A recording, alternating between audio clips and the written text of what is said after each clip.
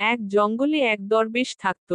একদিন একটি কাককে গাছের উপর দিয়ে যাতায়াত করতে দেখে ভাবলেন কাক ওখানে কেন যাওয়া আসা করে। দেখলেন একটি অন্ধ সাপকে কাক খাওয়াচ্ছে, সে আল্লাহর অসীম কুদরতের কথা বুঝতে পেরে ভাবলেন, আল্লাহ পাক যখন একটি প্রাণীর রুজি রোজগারের ব্যবস্থা বিনা পরিশ্রমে করে দিচ্ছেন, তখন খাবারের জন্য এত চিন্তা করব কেন? আমার খাবারও ঠিক সময়ে এসে যাবে। এই ভেবে তিনি আস্তানায় ফিরে ইবাদাতে মশগুল হলেন। 3 দিন চলে গেল, খাবার এলো না।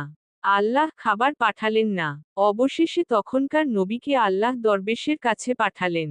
নবী দরবেশকে বললেন, তোমার সামর্থ্য রয়েছে। তুমি কেন নিজেকে দুর্বল অন্ধ সাপের সাথে তুলনা করছো? তোমার উচিত অন্যের বোঝা না হয়ে অন্যের উপকার করা।